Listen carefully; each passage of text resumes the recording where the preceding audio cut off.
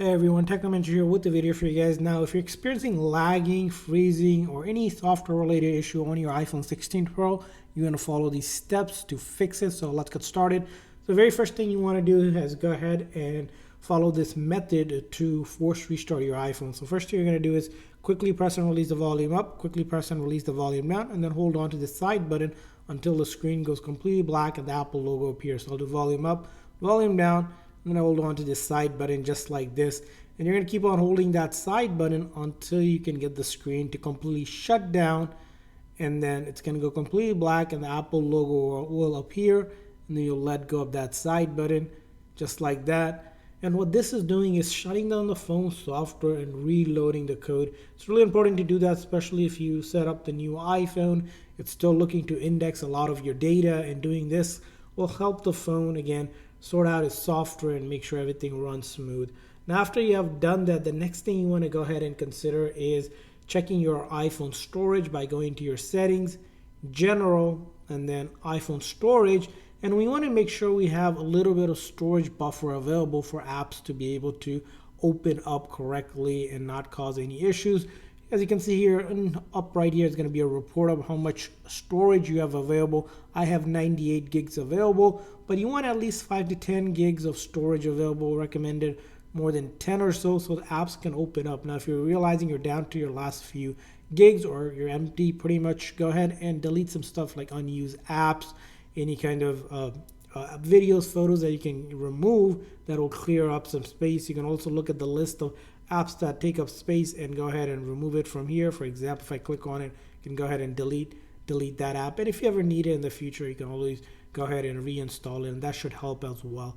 Now, after you have done that, the next thing you want to do is go ahead and make sure all the apps on your iPhone are up to date. In order to do that, we're going to go into the App Store this time, and then in the App Store, you're going to click on your profile up top here. And if you go a little bit further where it says upcoming updates, automatic updates, you can click on to update one individually, but I would recommend updating all of your apps. And the reason why that is because on iOS 18, apps have to be also compatible with the correct version, and there's usually a fix like bugs and glitches that the app may be causing your phone to actually lag, freeze, or crash. So it's important to do that as well. Now, after you have done that, you updated all of your apps, the next thing you want to go ahead and do on your iPhone is go ahead into your iPhone setting again. So let's go back into our main setting here. And then from the main setting here, this time we're going to go to accessibility here and then click on the option here for motion. And then you want to turn on reduce motion. And the reason why you want to do that is with motion on, that creates extra user effect that could feel like your phone is lagging or slowing down. Temporarily, you can turn this on to reduce that, and then later on you can always turn that setting off if you find that it is now fixed. And along with that, the next setting you want to go ahead and do in your iPhone is go ahead and do an update on your iPhone by going into your settings, general, software update. So iOS 18 was just released, but there are bug fixes going around right now. As of time of recording, there's 18.0.1. And in this, you can specifically see that there are issues with camera freezing, performance, which is lag. And that's why you need to do the update itself to ensure those bug fixes and glitches are fixed with the software itself. So it's important to do that update.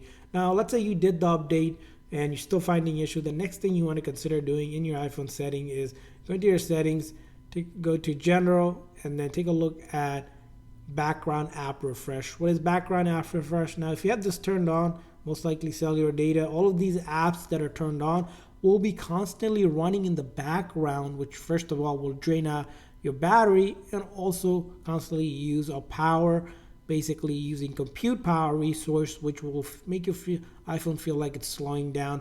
And the reason why you don't really need this is that each time you launch app, it will refresh the data as well. So unless you specifically need this setting turned on for an app, I would recommend just simply turning it all off. And then the next step you want to do, again, going back to the main setting, go to general and then scroll down where it says transfer reset iPhone, click on the reset, and you want to reset all settings. What a reset all setting does is reset things like network related settings, any keyboard dictionary, home screen layout, handwriting style, and location privacy settings.